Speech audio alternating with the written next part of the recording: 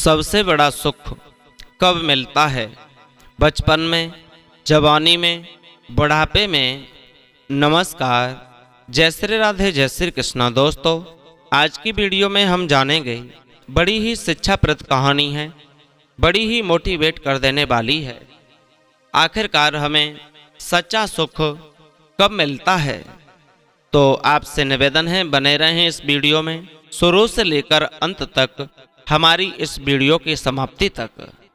आइए एक कहानी के माध्यम से समझेंगे, जानेंगे कि सबसे बड़ा सुख हमें कब मिलता है, या फिर बुढ़ापे में हम किस लिए जी रहे हैं, मरने के लिए मौत से कैसे बचोगे। दोस्तों, आज के यह दो बड़े ही महत्वपूर्ण प्रश्न हैं, जिन्हें जानना और समझना हमारे लिए उतना ही जरूरी है जितना कि भूख लगने पर भोजन का प्रश्न है कि जब हम किस लिए जीते हैं। दूसरा प्रश्न है कि हम मरना क्यों नहीं चाहते। ये दोनों बहुत बड़े सवाल हैं और इनका उत्तर भी उतना ही महत्वपूर्ण है। तो एक कहानी के माध्यम से, एक बार एक कसाई मुर्गों से भरा हुआ टोकरा लेकर बाजार में पहुंचा। उसने अपनी दुकान लगाई, टोकरे को एक ओर रख दिया। टोकरे के अंदर बंद मुर्गे आपस में लड़ रहे थे। कोई नीचे था, कोई ऊपर। नीचे वाला फड़फड़ा करके ऊपर आना चाहता था। वो सोचता था कि मैं ऊपर वाले को नीचे गिराकर उसकी छाती पर चढ़ करके बैठ जाऊंगा। ऊपर वाला सोचता था कि मैं इसे उठने ही ना दूं। इस प्रकार वे एक दूसरे को मारने में लगे हुए थे। सब मुर्गे भूखे प्यासे थे। तभी कसाई मुर्गे काटने वाली लंबी छुरी निकाल कर लाता है और टोकरे से एक मुर्गा खींचता है और उसकी गर्दन काट करके वापस टोकरे में फेंक देता है। कटे हुए मुर्गे के शरीर से गरम गरम लहू की धार फूटती है। टोकरे के अंदर वाले मुर्गे अपने पेट की आग बुझाने के लिए उस पर टूट पड़ते हैं। दोस्तों, एक दूसरे से छीना झपटी करते हैं। उनकी छीना झपटी में मरे कटे मुर्गे का सर गेंद की तरह उछलता था, कभी लुढ़कता था। कसाई लगातार टोकरी के मुर्गों को काटता जा रहा था और टोकरी के भीतर वाले मुर्गे लड़ झगड़ कर मरने वाले मुर्गे का बंटवारा करते जा रहे थे। कभी वे इसी खुशी में बांग भी लगाते थे, आहा मुझे मिल गया। किंतु यह नहीं सोच रहे थे कि हमारी संख्या तेजी से घटती जा रही है। उल्टा वे खुशी मनाते थे। धीरे धीरे कसाई ने सारे मुर्गों को काट दिया। वो टोकरा मरे कटे मुर्गों से भर गया। टोकरे के अंदर एकदम खामोशी सी आ गई। अब ना कोई झगड़ा था, ना किसी तरह का शोरगुल। एक दूसरे को मारने खाने वाले खुद मरे पड़े थे। स्वयं की भूख मिटाने वाले दूसरों की भूख का भोजन बन गए। दोस्तों, यह वीडियो किसी भी तरह की हिंसा को जायज नहीं ठहराता। इस सृष्टि में प्रत्येक जीव का जीवन उतना ही मूल्यवान है जितना कि हमारा जीवन। हिंसा घोर अपराध है। यह कहानी सिर्फ आपको समझाने के लिए सुनाई गई है। इसी तरह हम सबका जीवन है। हम सब अपने पेट के लिए लड़ रहे हैं, झगड़ रहे हैं, छीना झपटी में लगे हुए हैं और स्वयं मृत्यु की प्रतीक्षा कर रहे हैं। हर क्षण हम में से ही लोग मर रहे हैं। किसी की गर्दन कट रही है तो कुछ लोग जीवन के लिए संघर्ष में जुटे हैं, यह जानते हुए भी हमारा मरने का नंबर भी आएगा। जीवन की भाग दौड़ में इतना व्यस्त है कि समय है ही नहीं। एक दूसरे से नोक झोंक में, लड़ाई झगड़े में, मारने में वे यह नहीं सोच रहे हैं कि जब तक कसाई की छुरी के नीचे नहीं आती तब तक जीवन का सदुपयोग कर लिया जाए। मरना तो निश्चित है ही, कसाई के हाथों में छुरी है तो वह छोड़ेगा किसी को नहीं। फिर क्यों लड़ झगड़ रहे हो छीना चपटी करके, अपने जीवन को खराब कर रहे हो।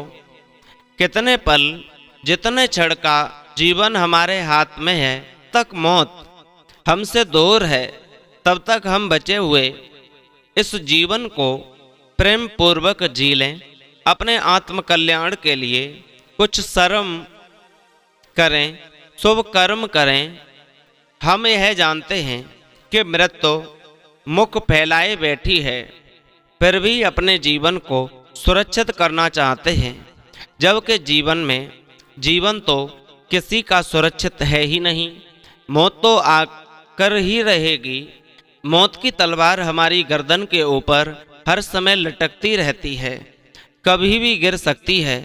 जब तक नहीं गिर रही उसी में हम जीवन व्यस्त कर रहे हैं, भाग दौड़ में बड़े व्यस्त हैं।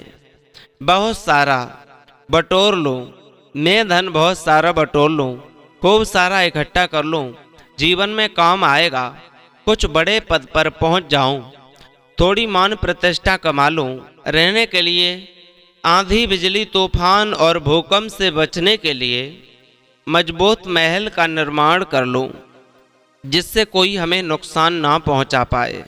परंतु मौत आने के बाद सब बेकार, मौत ने सबको छीन लिया। दोस्तों, पहला प्रश्न था कि हम किसके लिए जी रहे हैं, तो इसका उत्तर है कि हम मरने के लिए जी रहे हैं। कोई थोड़ा सुखी जीवन जीकर के मरेगा, कोई दुखी होकर मरेगा, कोई सम्मान से मरेगा, कोई अपमान से मरेगा, कोई धनवान बनकर मरेगा तो कोई गरीब बनकर मरेगा, कोई पापी बनकर मरेगा तो कोई पुण्य आत्मा बनकर, कोई स्वेच्छा से मरेगा तो कोई जबरदस्ती। आखिर लक्ष्य तो हमारा मरना ही है। अब इस मरने से बचना है तो ईश्वर की शरण में पहुंच जाओ। बस एक बार ही आपको मरना है, आगे आपको नहीं मरना, यह बात पक्की है। दोस्तों, अब बात करते हैं दूसरे प्रश्न की कि हम मरना क्यों नहीं चाहते। तो सुनो, इस बात की भी मैं आपको सच्चाई बताता हूँ इस कहानी के माध्यम से। किसी गांव में एक बुजुर्ग व्यक्ति रहता था। घर से बड़ा ही गरीब था। नाती बेटों ने उसे पूछना बंद कर दिया था। कोई बात का पूछने वाला नहीं था। जंगल से लकड़ी काटकर उन्हें बेचकर अपना और अपनी पत्नी का पेट पालता था। दोस्तों, लकड़ियां ढोते ढोते जिंदगी बीत गई। जिस उम्र में उसे सहारे की जरूरत थी, उस उम्र में वो लकड़ियों को काट काट करके बाजार में बेचने को जाता था। वो अपनी जिंदगी से बहुत थक चुका था। कई बार सोचा कि मैं किस लिए जी रहा हूँ, दुख भोगने के लिए। इससे अच्छा तो मुझे मौत आ जाती। वह हर रोज भगवान से अपने लिए मौत मांगता था कि हे प्रभु, मेरे लिए मौत भेज दो।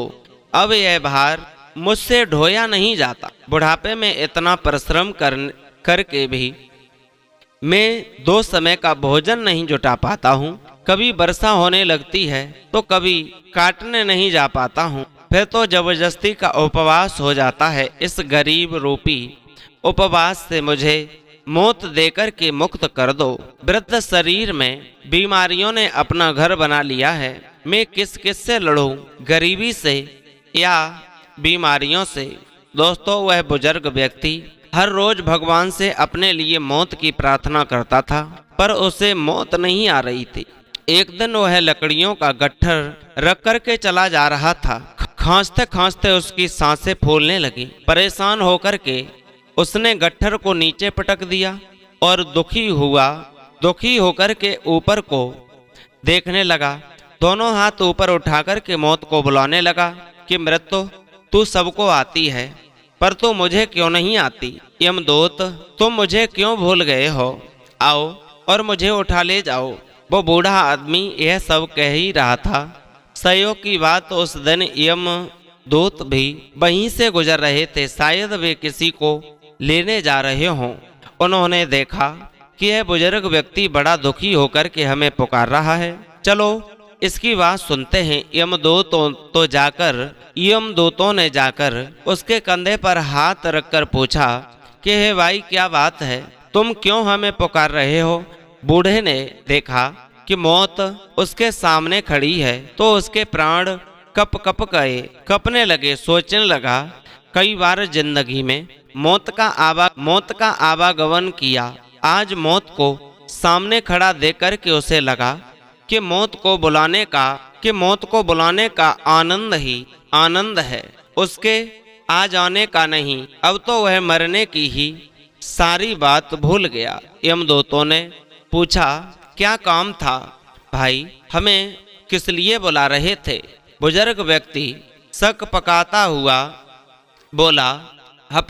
हुआ बोला, कुछ नहीं, यह मेरी लकड़ियों का गट्ठर नीचे गिर गया था। यहाँ कोई उठवाने वाला नहीं था, इसलिए आपको बुलाने लगा। जरा मेरे गट्ठर को उठवा दो और आप यहाँ से जहाँ जा रहे थे वहीं चले जाओ। यमदूत बोले, आप तो मरने की बात कह रहे थे। तब बूढ़ा आदमी बोला, नहीं, आपने गलत सुन लिया होगा। ऐसे तो मैं कहता ही रहता हूँ, मुझे मरना नहीं है, आप मेरे गट्ठर को उठवा दो बस। दोस्तों, वह व्यक्ति जिस बोझ से परेशान था, आज बड़ी शीघ्रता से उसे उठवा करके सर पर रखवा दिया और वहां से उन्हें नमस्कार करके वो चल दिया। आज ऐसा लग रहा था जैसे उसके शरीर में जवानी की शक्ति आ गई हो। तेजी से घर की ओर दौड़ रहा था। घर पहुंचकर वो बड़ा प्रसन्न हुआ कि आज तो मौत से बच गए। आज उसे जिंदगी फिर से रंगीन लग रही है। एक दिन का भोजन ना सही, उपवास कर लूंगा, पर मौत नहीं चाहिए। कहते हैं मृत्यु जब आती है तो जीने की इच्छा बढ़ जाती है, चाहे कोई कितना ही दुखी हो, पर मौत नहीं चाहिए। यही सच्चाई है दोस्तों। तो आप समझ गए होंगे इस कहानी के माध्यम से कि सबसे बड़ा सुख कब मिलता है, बचपन में या जवानी में। तो दोस्तों, उम्मीद है आपको ये वीडियो जरूर पसंद आई होगी। अब लेते हैं विदा, फिर मिलते हैं एक नई कहानी के साथ, नई ज्ञान चर्चा के साथ। तब तक के लिए सभी